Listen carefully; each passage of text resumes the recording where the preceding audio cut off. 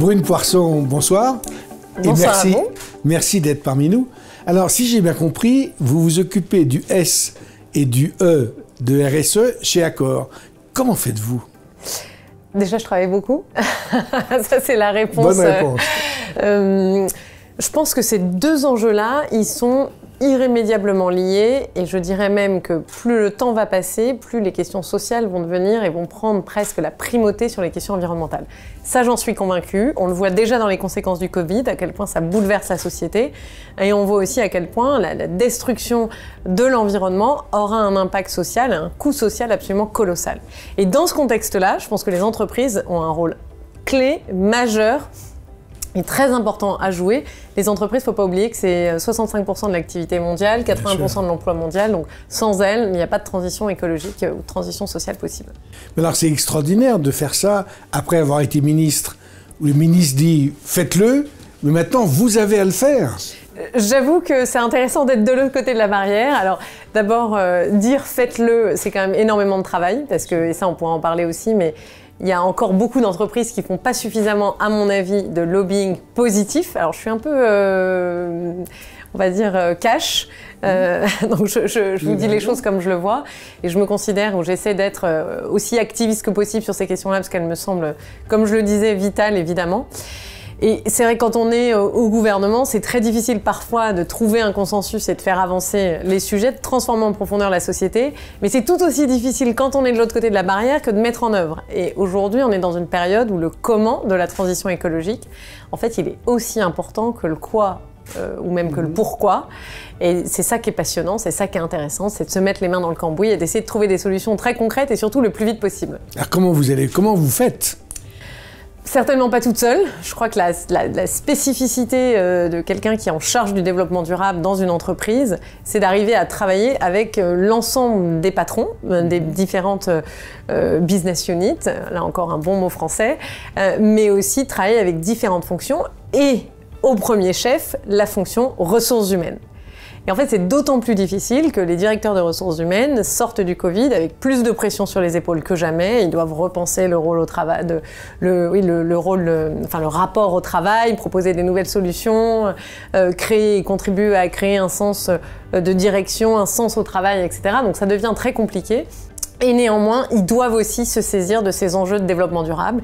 Et ça suppose parfois de transformer en profondeur la façon dont on détermine des objectifs de performance, la façon dont on établit la gouvernance de l'entreprise, la façon dont on forme ses salariés. En gros, je pense qu'on peut résumer la transition écologique à une révolution pour l'entreprise qui est aussi importante, si ce n'est plus, que la révolution digitale. Pouvez-vous nous donner quelques objectifs que vous avez discutés avec Sébastien Bazin pour votre direction? Où va-t-elle? Comment allez-vous transformer dans les quelques années qui viennent? Déjà, je crois que la première chose, c'est de ne pas se dire qu'il faut que l'entreprise fasse les choses moins mal. Il faut qu'elle fasse les choses radicalement différentes. Et donc, ce que ça veut dire, c'est qu'on passe souvent d'une logique de programme. Vous savez, dans les entreprises, il y avait souvent des programmes de développement durable qui étaient en fait sur les côtés, pas au cœur du modèle d'affaires de l'entreprise. Et aujourd'hui, l'objectif, il est de rendre plus vert et plus social l'ensemble de l'entreprise, c'est-à-dire de mettre les questions de développement durable au cœur du business model de l'entreprise. Et ça, souvent, ça veut dire repenser son modèle d'affaires en profondeur. Pour une entreprise comme Accor, ça devient comment est-ce qu'on fait plus que simplement offrir un lit à des gens qui ont parfois traversé la planète en avion et qui restent que quelques heures dans nos hôtels. Comment est-ce qu'on en fait des hôtels qui sont vraiment contributeurs à l'échelle régionale, à l'échelle locale, et qui offrent des services qui n'existeraient pas si l'hôtel n'était pas dans la ville ou à cet endroit-là localement. Ça peut être aussi bien en allant sourcer des produits locaux, des produits alimentaires locaux, qu'en offrant des formations et surtout des emplois à une population locale qui n'est pas toujours formée pour ça. Et puis encore, au-delà de ça, à de faire de nos hôtels, plutôt qu'à des grands centres de pollution et d'émissions de CO2, vraiment des banques de matériaux, par exemple, dans lesquelles, eh bien, quand on construit un hôtel, on peut aussi pouvoir le déconstruire, réutiliser les matériaux. Bref, tout ça nous oblige à repenser radicalement la façon dont on voyage et dont on appréhende la question du tourisme et surtout le rôle d'un hôtel. Et le transport aussi, non ?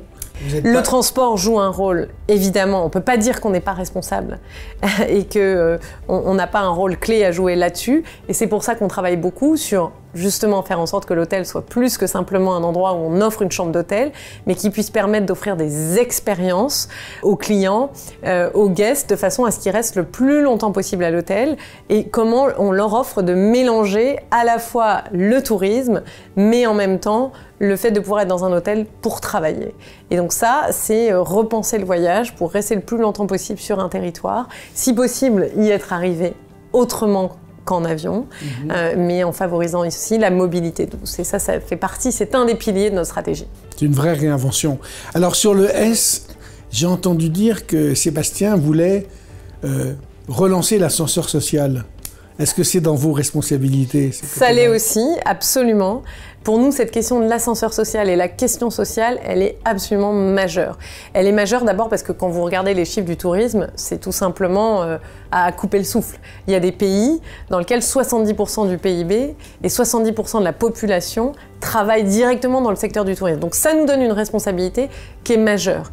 Aussi parce qu'on a cette chance-là que de pouvoir recruter des personnes qui, si elles n'avaient pas travaillé pour nous, n'auraient jamais eu accès à de la formation. Et donc tout ça nous donne une responsabilité qui est particulière et on ne va pas se voiler la face, qui est d'autant plus importante qu'on a du mal aujourd'hui à recruter dans le secteur du tourisme. Si vous regardez les chiffres de Pôle emploi, en France, il manque quasiment 360 000 personnes. Et donc comment est-ce qu'on repense notre modèle? Comment est-ce qu'on repense aussi la façon dont on attire, dont on retient et dont on offre un avenir qui est différent à ceux qui n'en auraient pas eu autrement? C'est ça vraiment notre préoccupation et le cœur de notre stratégie.